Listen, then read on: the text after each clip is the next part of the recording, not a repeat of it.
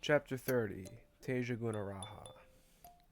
Then the Bhagavan said to the youth Kandraprabha, Young man, therefore, you should train in this way, thinking, I will abandon even the pleasures of the kingship of a divine Chakravartin and enter homelessness. Young man, having entered homelessness, you should maintain the disciplines of mendicancy, live in solitude, and develop perfect mildness and patience. Young man, you should apply yourself diligently, as if your hair and clothes were on fire, and listen to the Samadhi, the revealed equality of the nature of all phenomena. Learn it, understand it, keep it, recite it to others, promote it, proclaim it, chant it, meditate on it, with unadulterated meditation, promulgate it, and make it widely known to others. Young man, you should always, like a rhinoceros, dwell without a companion in the forest. Thereupon the Bhagavan, in order to explain this topic, gave a detailed teaching on this episode from the past, by chanting the following verses to the youth Kandraprabha. I remember many hundreds of aeons ago, there was a god of limitless renown. Multitudes of humans, devas, and nagas made offerings to him. He was a Jina named Teja Gunaraha. During that time there formed a community of 160 million bhikshus with higher cognitions, who had completely attained the power of the discernments, who practiced the austerity of the disciplines of mendicancy, and who had peaceful minds. At that time there were in this Jambudvipa 1,760,000,000 towns, and each of them was 5 yojanas wide, and was particularly supreme, made of the 7 precious materials. At that time all of those perfect towns were adorned by many hundreds of parks, and all those parks were adorned with fresh flowers and fruit, like massed clouds. Those perfect parks were adorned with various beautiful trees and edible fruits, covered with jackfruits, mangoes, rose apples, and breadfruit, and with hundreds of Karnakara, magnolia, and punaga trees. At that time flocks of birds in banyan trees would sing. Hundreds of cuckoos, abadavats, and peacocks, and flocks of many other birds were heard, the songs of parrots, partridges, and snipes. There was the supreme sound of the songs of bees and partridges, that equaled that of Dhritarashtra, the king of geese. They had bright, multicolored bodies, brilliant with great hues, and sang delightful, beautiful, charming songs. At that time there were gatherings of these birds. There were songs of our abadavats, peacocks, and parrots, cuckoos, minas, and a variety of other birds, various kinds of songs from many birds. They dwelt in those hundreds of parks, where there were blossoms of the Karnakara, gardenia, ashoka, and kachnar trees, as well as red lotuses, blue lotuses, night lotuses, and white lotuses. They were beautified by lotus flower ponds that were adorned by 100,000 lotuses. There were beautiful, exquisite lotus ponds, adorned by the fragrance of the most delightful scents. At that time the king in this Jambudvipa was the lord of men, whose name was Durgadatta. He had 500 sons, who were handsome and beautiful to see. At that time the kingdom was peaceful and happy, free of calamities, and filled with joy and peace. Jambudvipa was adorned by many flowers. It was identical to a paradise, with no difference. At that time there was a Jina, one with the 10 strengths, without bad actions, who taught this supreme Samadhi. The beings within existence are like dreams. There is no one who is born, and no one who dies. There is no being to be found, and no soul or person. These phenomena are like dreams or a plantain tree, like illusions, the same as lightning in the sky, like the moon on water, the same as a mirage. There is no person who dies in this world, who departs and goes to another world, but the karma that has been created is not destroyed. It will ripen as good and bad results within samsara. It is neither eternal nor is it annihilated. There is no accumulation or presence of karma. Yet if it has been created, there is no way out to avoid encountering it, while that which is created by others will not be experienced. There is no passing away or returning. There is no existence of all things, yet neither are they non-existent. There is no pure engagement with the locus of a view. There is no conduct of beings, and no engagement with peace. The conduct of the Sugatas, the qualities of the Jinas, are birthlessness, peace, and the absence of attributes. The supreme leaders, the Buddhas, have these strengths and retentions, and the strength of the 10 strengths. The supreme good qualities, the accumulation of qualities, are the supreme qualities, wisdom, retention, strengths, the supreme manifestation of miraculous powers, and the attainment of the 5 supreme higher cognitions. There is no essence here to be known whatsoever. There is no coming, no going. That is the subtle mode of phenomena. The essence of phenomena has no movement whatsoever.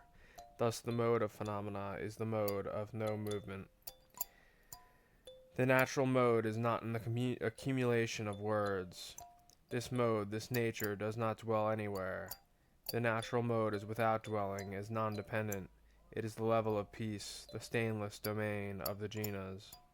It is the mode of peace, complete peace, total peace. That mode does not dwell anywhere. It always accompanies the nature of things. It is subtle, difficult to see, and an unfluctuating state. It does not fluctuate but continues to be itself. It is a continuing nature that neither stays nor comes. This continuing nature cannot be described. It is the empty, unfluctuating continuity of phenomena. It is taught in words, but it is not the mode of words. The mode of the nature of words is the mode of phenomena. The aggregation of words has no location anywhere, and that mode of its nature is the mode of phenomena. The words that describe the mode are not the mode of being. The nature of phenomena is a mode of subtle meaning. Though words are spoken, that is not the mode of being. Words cannot be found, and neither can the mode of being. There is no endlessness, nor an end, nor a mode in between. There is no existence or non-existence, nor a partial mode. The knowledge of that mode is of nature. It is the same in the teachings of all supreme jinas. The stainless, pure, ultimate state. Peace, complete peace, without stain, free of stain. There are no concepts or pride in the state of peace that is taught by the jina, the one with perfect compassion. In this there is no usage of letters. It is a vast mode, a mode of meaning. The Buddhas honor it, the jinas praise it. The appearance of the Dharma is a subtle mode. The unequaled Sugatas remain in that stainless, vast treasure of the Dharma. They teach the stainless, precious Dharma, the ultimate truth of emptiness, the subtle mode of meaning. When King Juradatta heard that the Supreme Human was teaching this samadhi, he then came into the presence of the compassionate Jina, accompanied by 80 quintillion others. The sovereign over men felt veneration for the Jina, who was endowed with the strengths, and bowed down to his feet. While he stayed in front of the one with the 10 strengths, filled with joy, he placed his 10 fingers together in homage. The Jina, who was perfect with control over his senses, perceived the king's pure conduct. The Supreme Human knew his aspiration, and taught him this supreme samadhi. When the king had heard this ultimate truth, he experienced a vast, superior joy, and gave up all the 4 continents. He abandoned pleasures and left his home. When the king gave up the world and entered homelessness, for the sake of enlightenment and to become a jina, all the people in this Jambudvipa gave up all sensory pleasures and entered homelessness too. At that time there was a vast assembly with the 10 strengths. There were many diligent bhikshus and bhikshunis. At that time herbs grew without plowing, and devas came to serve and attend to them. The 3 orange dharma robes manifested, perfectly cut and sewn, without parallel, unsullied, stainless, adorned, beautifully golden, arising from the Buddha's qualities and the power of merit. See, young man, look how that Supreme King gave up the entire world and entered homelessness. In the age of destruction there will be many beings. who will have few possessions but will not leave their homes. There will be many in chains and suffering punishments, who are abused, threatened, and have unwished for suffering. There will be many who will have to endure harm from royal families, who will have very few possessions and no food in their homes. They will have very short lives and no wealth. They will be very careless and have no power of merit. They will be stupid and unskilled in any craft. They will be in poverty and nothing in their homes. They will be impure and desire the wives of others. They will be envious and extremely rash. They will be degenerate and behave badly, yet they will say, I am going to be a Buddha. They will make deceptive promises and be brazen, saying, I am wealthy and I will give the wealth of the Dharma to the world. They will cause harm, be hypocritical and dishonest, yet they will say, I am going to be a Buddha. They will delight in killing, binding, and attacking others. They will have bad conduct and be cruel and aggressive. They will have no gratitude, be divisive, and violent. Yet they will say, I am a noble practitioner of bodhisattva conduct. They will become angry with anyone who they hear teaching bodhisattva conduct. When they hear something that is stupid and mistaken, they will repeat those blameworthy words 100 times. Young man, having heard these words of mine, do not follow those others. If you wish to reach the highest enlightenment, they are not to be trusted, even in a dream. One could recount for hundreds of aeons the many qualities ascribed to the austere disciplines of mendicancy, but without possessing these qualities, one will not attain the peace of the highest enlightenment. Always be good and gentle, always have pure conduct and a serene mind. Continually maintain pure conduct, and before long you will attain the supreme Samadhi. Do not be proud and do not be harsh. Always have a mind that is serene. Eliminate all pride, arrogance, and the hiding of your faults, and attain the supreme Samadhi.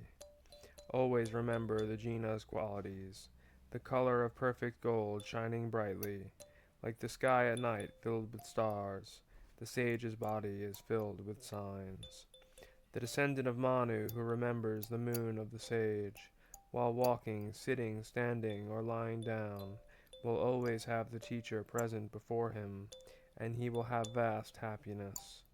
Holding many powders and ointments, and excellent parasols, banners, canopies, and flags, always make offerings to the Shugata, and the supreme Samadhi will soon be attained. Holding many musical instruments, and excellent exquisite incense, garlands, and flowers, make offerings always to the jina's stupas, and this supreme Samadhi will soon be attained. With many kinds of excellent songs and dance, with amusements and performances made with a pure mind, with excellent lights and incense, always make excellent offerings to the unequaled one.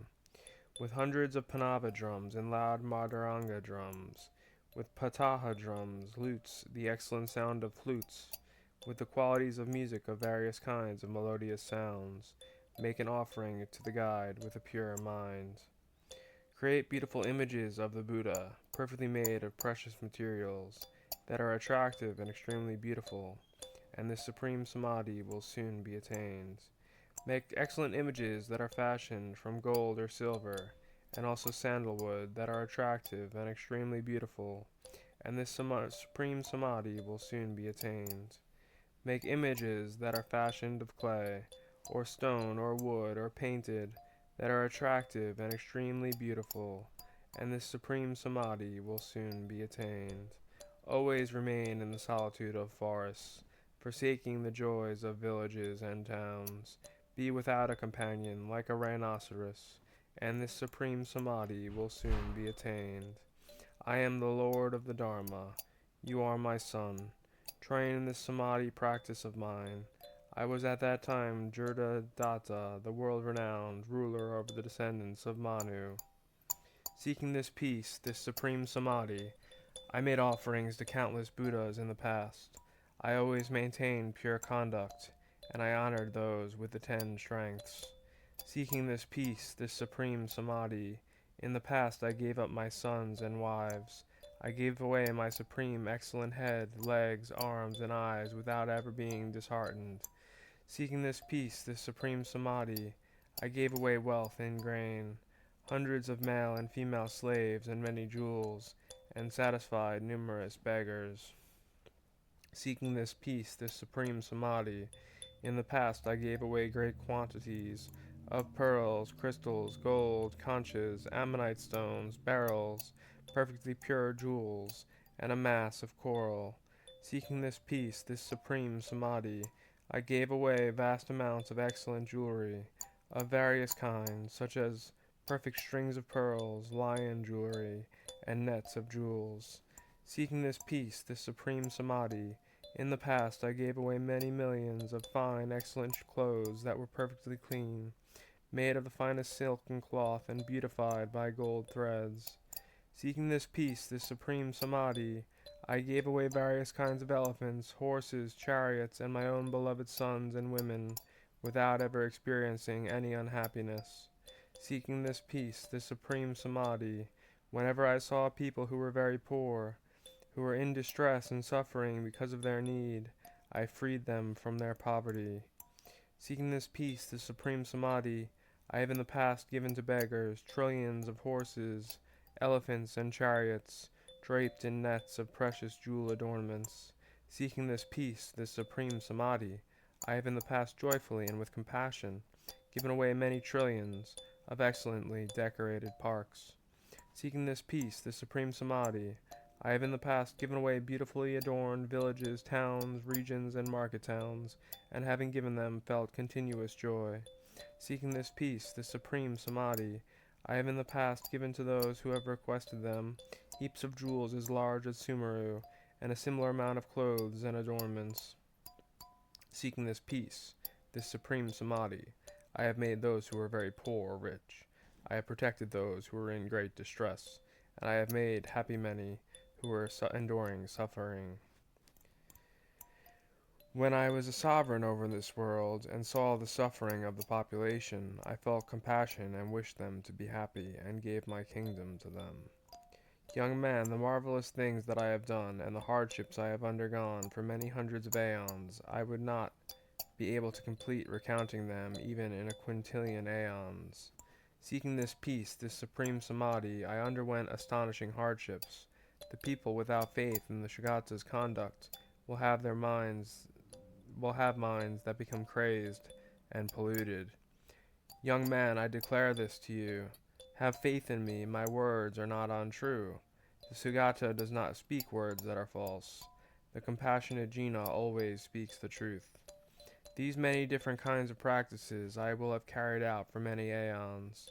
However I attain this supreme samadhi, I will then free millions of beings from suffering. In the moment that I have attained this samadhi, the great path of wisdom, having attained this supreme samadhi, I will see numerous millions of Buddhas. I will have attained infinite miraculous powers, and my emanations will go to hundreds of realms, and there I will ask the compassionate ones many quintillions of questions. The Sugatas will give me answers for my quintillions of questions, and having obtained them I will remember them all, and I will not forget a single word. Having listened to the answers to those quintillions of correct questions, I will teach the stainless state of peace, and establish many beings on the path of wisdom.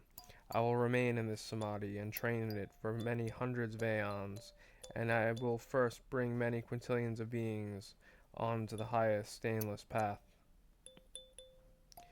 Those who have not seen the previous Sugatas, who have taught this stainless way, will not be able to have faith in the supreme samadhi of emptiness, the ultimate truth.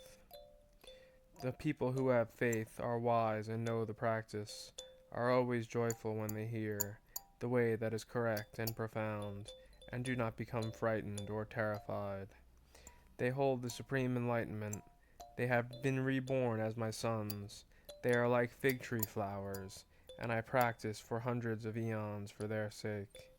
They who possess this supreme samadhi have no fear of falling into unfortunate existences, and are always free of the 8 disadvantageous states, and will see numerous millions of Buddhas. They who have this supreme samadhi in their hands, I prophesy, will have unending understanding, and like the kind Jina who has infinite fame, they will accomplish many benefits for beings. They who possess this samadhi will have the understanding and memory. High wisdom will retain what they have heard, and will possess vast confidence of speech.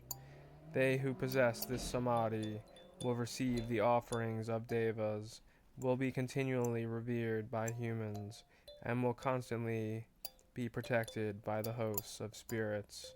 They who possess this supreme samadhi do not die in fire or water, are not harmed by poison or weapons, and cannot be reached by enemies.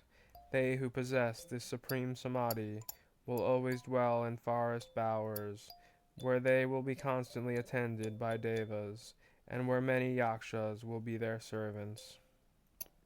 They who possess this supreme samadhi will have wisdom that is vast as the ocean, will describe without impediment the qualities of the sage, and make known correctly the qualities of the Buddha. They who possess this supreme samadhi will have endless, boundless learning that is beyond measure, like space, and will hold the torch of wisdom that dispels darkness. They who possess this supreme samadhi will always be gentle, will speak appropriate words, will be beloved in the midst of their followers, and their speech will be like the lion's roar. They who possess this supreme samadhi will be like healing physicians, the support, protector, and refuge of many, and will bring illumination to the worlds. They who possess this supreme samadhi will not take pleasure in sexual intercourse. They will enjoy samatha and reach the bliss of dhyana. With a peaceful voice they will speak of peace. They who possess this supreme samadhi will not take pleasure in conceptualization, will be free of the entire multitude of concepts, and those wise ones will constantly be in meditation. They who possess this supreme samadhi will attain extraordinary vision, and will see the infinite jinas. They will be leaders with infinite sight. They who possess this supreme samadhi will have the sweet and melodious voice of a crane, the sound of the abadavat and a drum beat, and a singing sound, and gentle voice. They who possess this supreme samadhi will have a voice that is like resounding thunder. Their gentle speech will be like the song of a goose, and their voice will have the 50 aspects of speech. They who possess this supreme samadhi will speak with an inconceivable voice that has the pleasant sound of the various aspects of speech for numerous quintillions of aeons. They who possess this supreme samadhi will not have attachment to food, will not delight in alms bowls or dharma robes, but with few desires they will be content and abstinent. They who possess this supreme samadhi do not praise themselves, and never criticize others. They always delight in dhyana and have a subtle mind. They who possess this supreme samadhi always examine themselves, do not look for mistakes in others, and the entire world does not impede them. They who possess this supreme samadhi have pure conduct and untroubled minds, are never deceitful or dishonest, are always gentle, and always delight in liberation. They who possess this supreme samadhi are always motivated to generosity, take no delight in avarice, and always have correct conduct. They who possess this supreme samadhi are handsome, good-looking, and attractive. Their bodies shine like the purest gold, and have the 32 primary signs of a great being.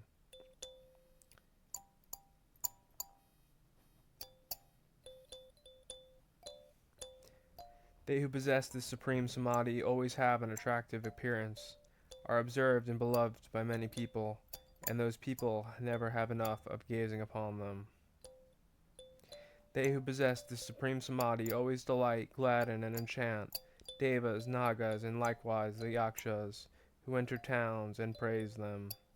They who possess this supreme samadhi always have Brahma, Sakra, and many powerful deities acting as their attendants, but there is no pride in their minds.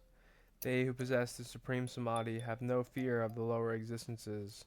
They have no fear of the disadvantageous existences or bad rebirths. They are completely free of all fear of bad rebirths. They who possess this supreme samadhi have no doubts or uncertainties on hearing in detail the supreme dharma of the Buddha, and they follow that profound wisdom. They who possess this supreme samadhi, whatever subtle dharma teachings they hear, they attain perfect mastery of them all, and gain their power and detailed reasoning. They who possess this supreme samadhi constantly think, I will always act in accordance with what the Jina's words have taught, and attain unique, supreme retention. They who possess this supreme samadhi will, when the time of their death comes, have before them the compassionate Amitabha and his host of bhikshus. They who possess this supreme samadhi are those who have attained the retentions, have perfect mastery over the treasure of the Dharma, and possess the unceasing words of eloquence. They who possess this supreme samadhi, with peaceful conduct and peaceful minds, will be an illumination for beings, wherever those holders of the Dharma go. They attain the 10 bhumis, perfect joy, stainless, shining brilliance, difficult to master, manifest, gone far, unwavering, perfect understanding, and clouds of Dharma. Those heroes attain the 10 powers, life, karma, materials, and devotion, and the strengths of aspiration, miracles, and birth, dharma, mind, and likewise great wisdom. They who possess this supreme samadhi are skilled in the various aspects of the supreme dharma treasure, have attained the perfect power of the dharmakaya, and cut through the doubts of all beings. If all beings were compassionate Bhagavans, and were Sugatas until existence comes to an end, and if someone were to make offerings to them for many hundreds of aeons, or for more aeons than there are sand grains in the Ganges, and if in this latter time of destruction someone were to hear this samadhi, and say only the words, I rejoice in this, the previous merit would not be a fraction of this accumulation. Young man, whoever has this practice of peace, this supreme samadhi, the ultimate truth of emptiness, propagates it and creates copies of it, that one is a Dharmabhanaka with wisdom. Conclusion of the 30th chapter, Teja Gunaraha.